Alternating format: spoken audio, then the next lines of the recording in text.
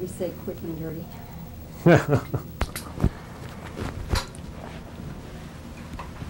Last time we talked was in Los Angeles for the NBC thing, right. when you were going to have the series.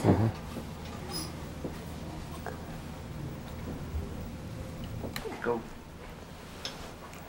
Well, Gabe, as I sit here looking at you, you certainly look like Groucho Marx, but there's got to be more to it than the glasses and the makeup and the cigar and the little squatty walk.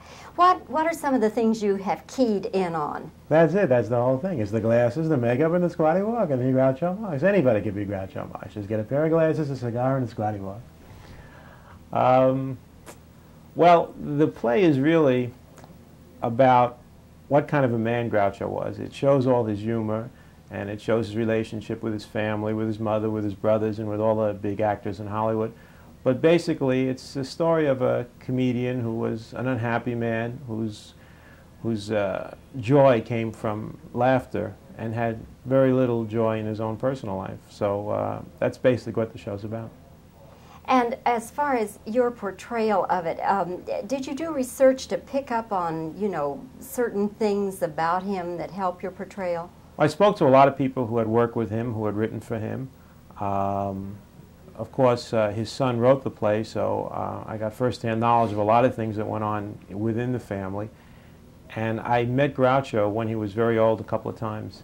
And that, you know, I do him as an 85-year-old man for about 20 minutes of the show.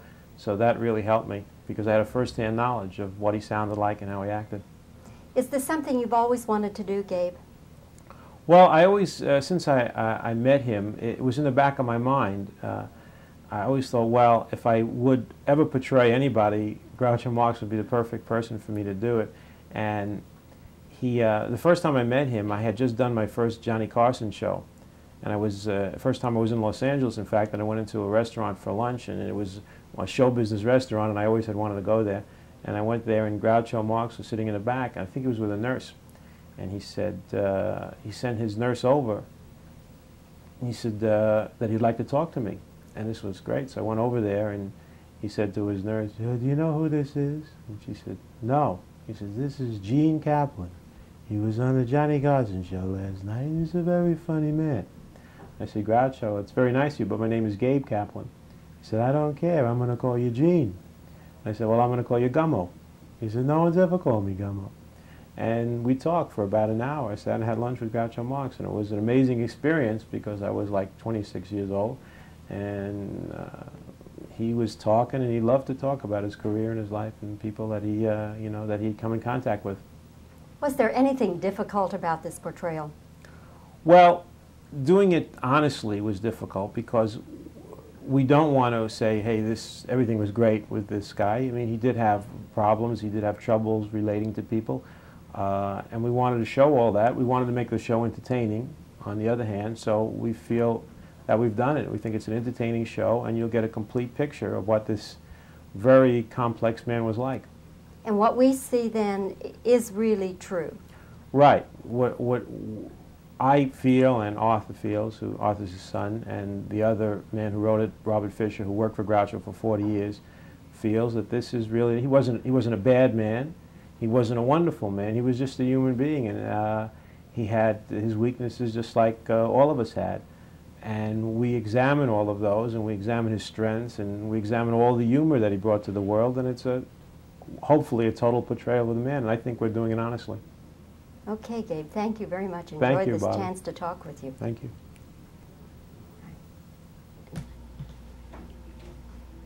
No, I'm not on television. Yes. Are you rolling? Yes. Yeah. Well, Groucho was Groucho. It wasn't like Groucho was Fred Allen. Groucho was Groucho, and people went to see Groucho because they knew that they were watching Groucho. And it was something that they wanted to see, because if they wanted to see Fred Allen, they wouldn't have gone to see Groucho.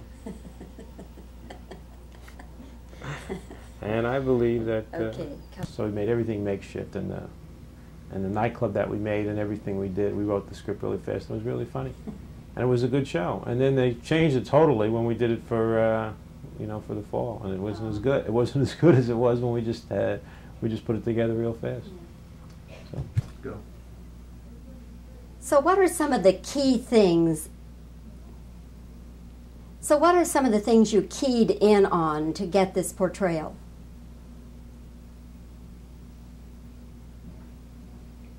Did you ever meet Groucho?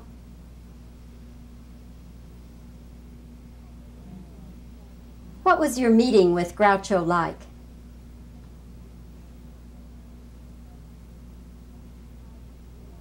What did you try to do with this show? Is everything we see in the show true about Groucho? What kind of a man was Groucho?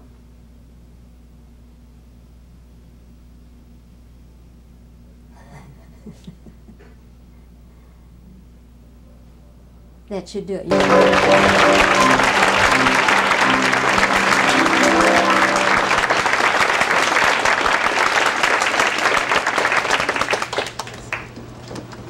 Well, I can see what you're thinking. You're thinking he really doesn't look that much like him. He's a little too tall. He's a little too short. His nose is too big, his nose isn't big enough. Well, you've already made your money, so for the next 2 hours, I'm him. So welcome to the wonderful world of show business. Well, good evening, ladies and gentlemen. As I look upon you ladies, I see the men with you couldn't possibly be gentlemen. In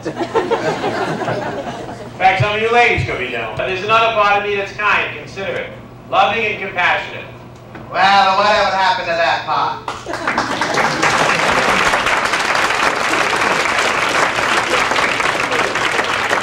Well, what are you doing here? Did you see the sign? You can hear the whole story.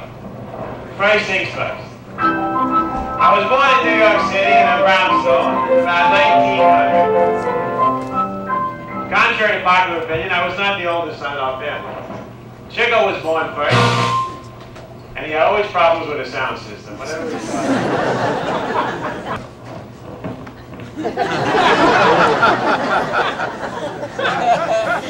The moniker they hung on me was Julius. Not after Julius Caesar, but after my uncle. It's easy to see what my father's hobby was. My father was a tailor, but he was such a lousy tailor that he had a lot of time for his hobby.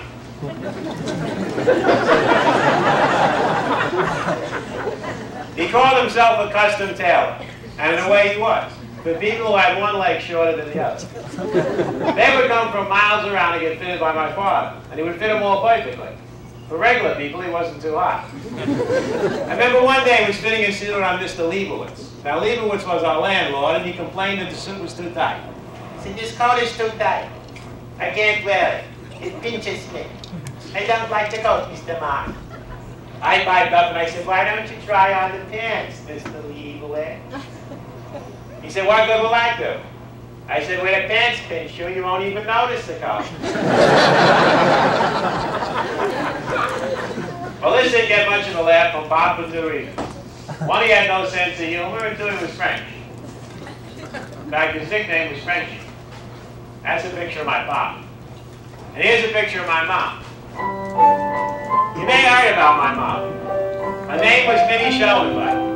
She had been on the periphery of show business for years.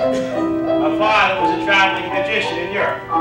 He was a wonderful magician. He could make a whole audience disappear. Frenchy and Minnie came over from the old country, but not together. They met on the Staten Island ferry. Minnie was sitting on the railing looking at the ocean. Frenchy was looking at her. She was zapped, thinking all the curves were in the right places. Well, the first curve she threw Frenchy was that he wasn't going to get anywhere with her until he married her. This was a great disappointment to Frenchy. He invested his last nickel in the ferry boat ride to try and pick up a girl, and he winds up getting married. And like most young couples, they made a lot of mistakes. Their biggest ones were Harpo, Chico, Gummo, and Zeppo. Now, if it sounds like I'm jealous of my siblings, you bet your life I was. Chico was the oldest, and it was always Mom's favorite.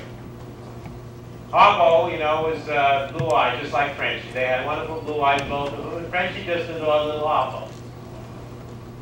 Gummo was a very sickly baby, and they paid special attention to Gummo. Zeppo was the youngest and the cutest, and everybody fawned over little Zeppo. Now, in between the first one and the next three was little Julius. Nobody gave a shit about little